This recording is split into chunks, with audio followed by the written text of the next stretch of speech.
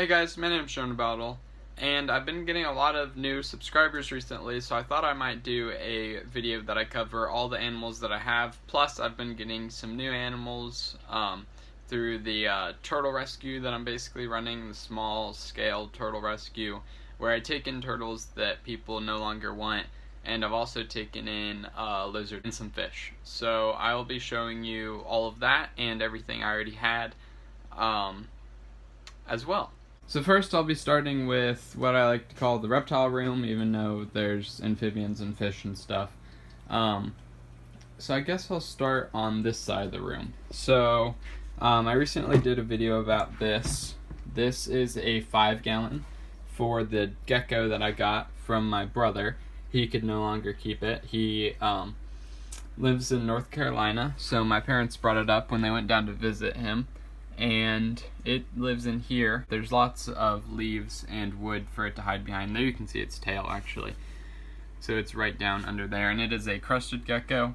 And it's been in here for, I don't even think quite a week. Well, maybe a week and a half or so. And it is in here. So then I'm going to move up here to this polidorarium. That is my Cuban tree frog polidorarium. This is a 20-gallon high tank, and it is on top of my iguana's cage. I got it from Florida when I went down there. They're invasive in Florida, so I caught it while I was down there, and I kept it. Then over here is a 30-gallon terrarium that has my crested gecko Darwin. Oh, by the way, this crested gecko's name's Teddy. I'm not really sure what the name is for my frog.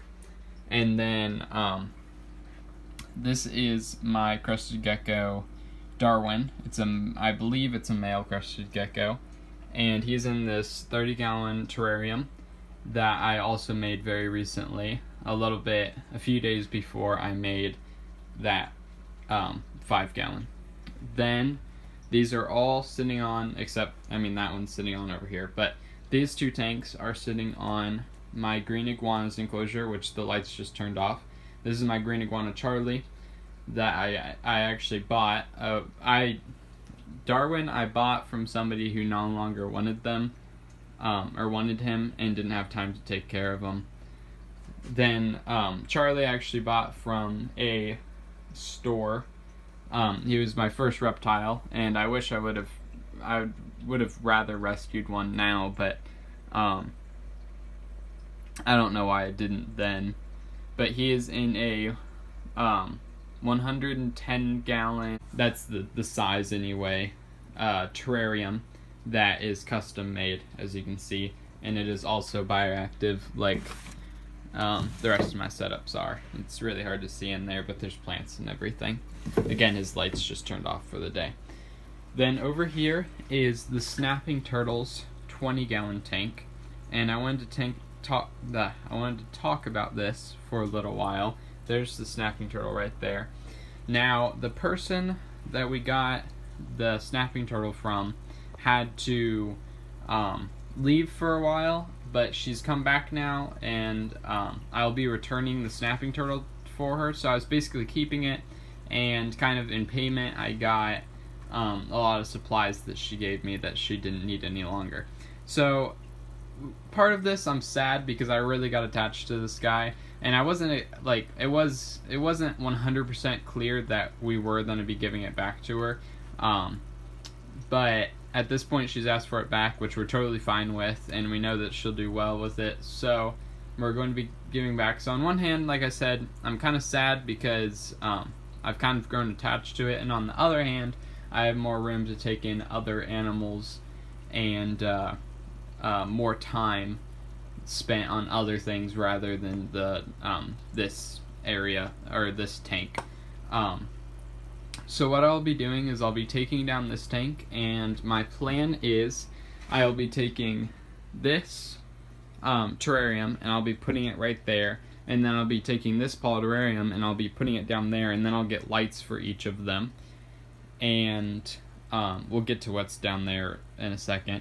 And then right here we'll be able to put another 55-gallon turtle tank, or technically we could put a 75-gallon up there, but we don't have one, but we do have a 55-gallon So, you know, we might upgrade it at some point, but it'll be a 55-gallon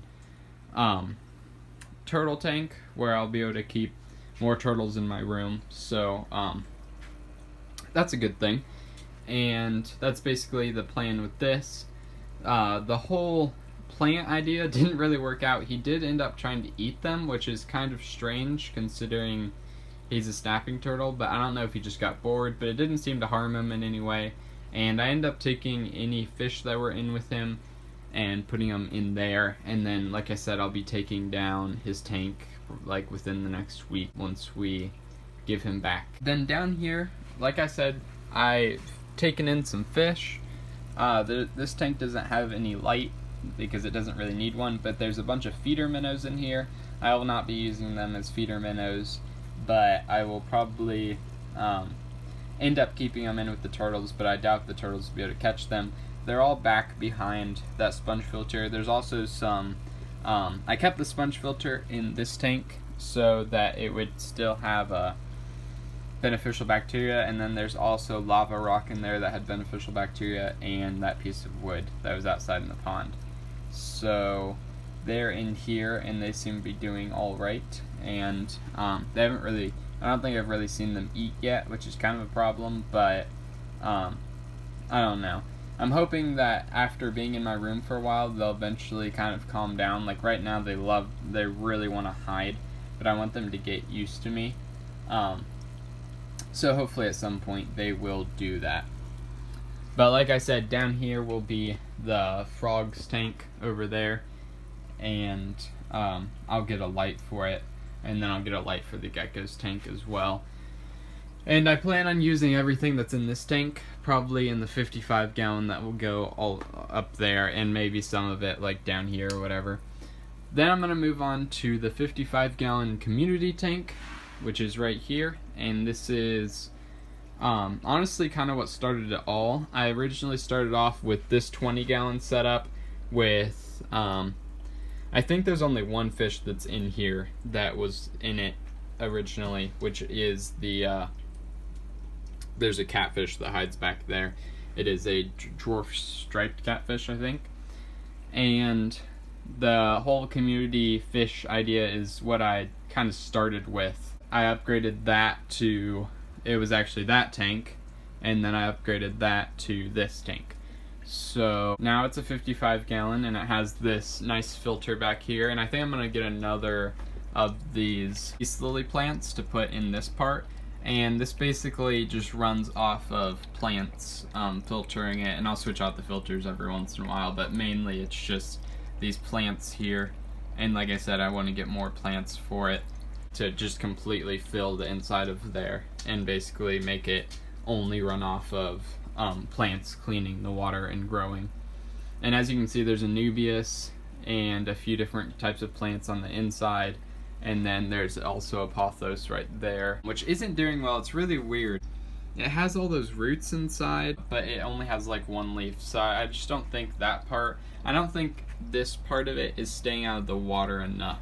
Like, I think it should be more out of the water because I think it's kind of rotting. But there's a ton of roots, which, again, is kind of weird. I got a bunch of, I think they looked like endlers to me, but they could have been guppies, and they ended up all dying off, which was really weird to me. Like, I would see that they're, like, I would think that there was a problem if all the fish, like random fish, just started dying off. But it was just these smaller, newer fish, which I found very strange. Like if the angelfish or like these two, like the two mollies, I can't see the other one right now, but I'm sure it's somewhere.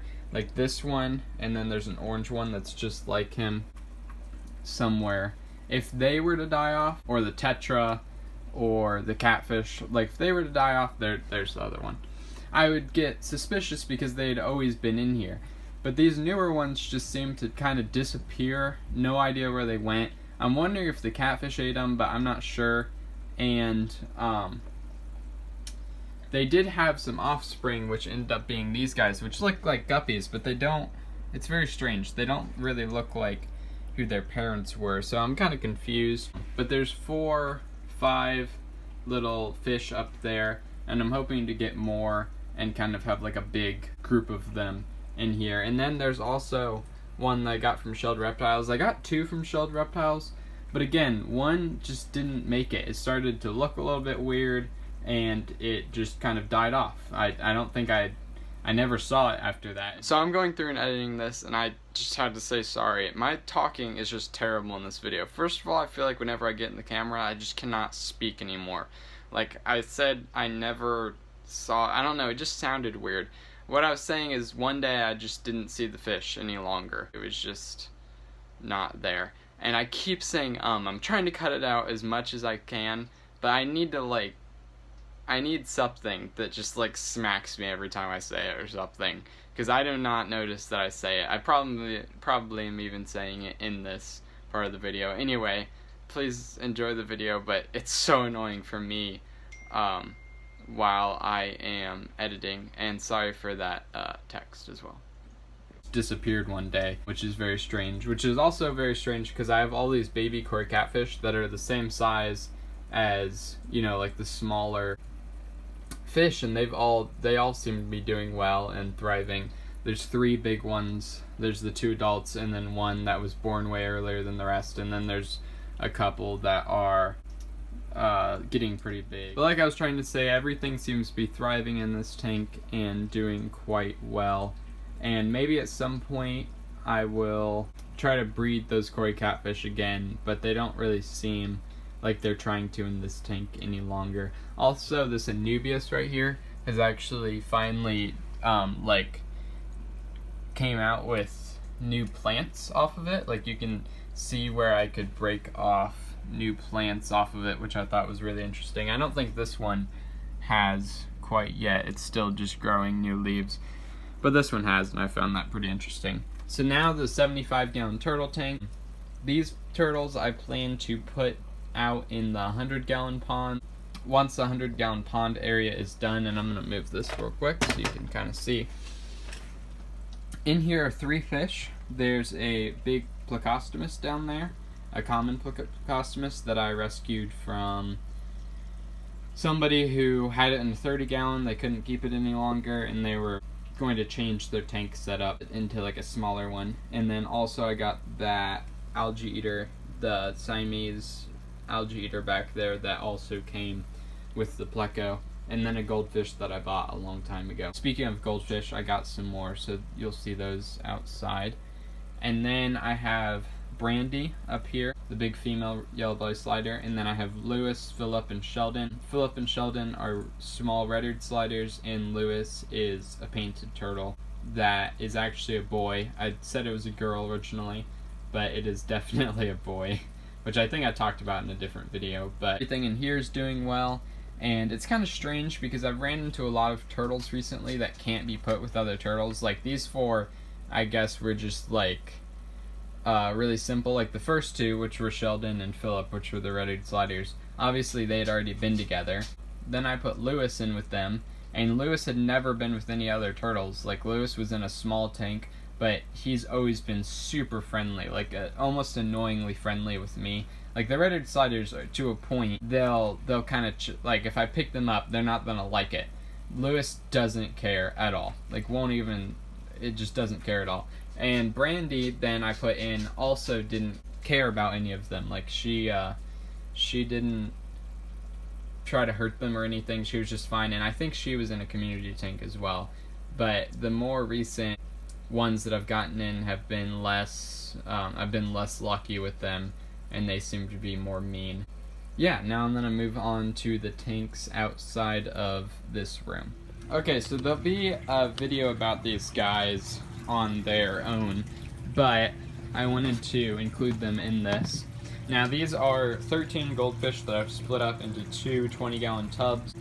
There's about 8 in there and then 5 bigger ones in there, and I'm just putting these guys in here for quarantine, and then I'll split them into the big tank inside and then the pond as well, and then these tanks that are over here. What my plan is like I said, with the turtles inside, I'm gonna put those out in the pond once the pond area is finished, and then I'll probably bring the big red-eared slider Bruce, and I'll bring him in, so then hopefully he'll get used to me if he's living in my room.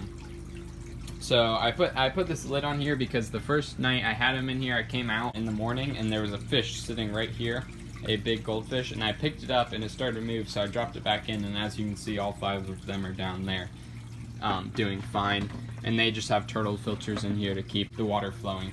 So those 13 fish and then all the minnows inside, I have no idea how many minnows, were all in this 55-gallon with the newest turtle, which is named Pee-wee. She is a big female red-eared slider, and she has some issues with shell rot, which the people that I got her from knew.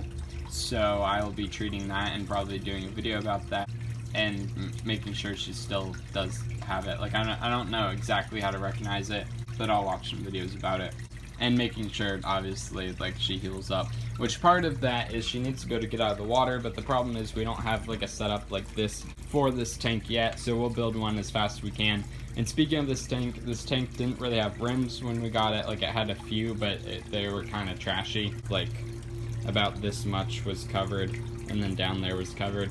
So I took those off and cut off all the silicone, and as you can see, it's kind of bowing, actually, which is bad. And the reason I don't have it filled all the way up is because she'll get out, number one, and number two, I'm kind of scared that it'll break. So when we do create something like this, so then we can fill it all the way up, we'll make it basically like a wooden trim, so then it'll be supported and stop bowing, and then she'll be able to get up on a basking spot.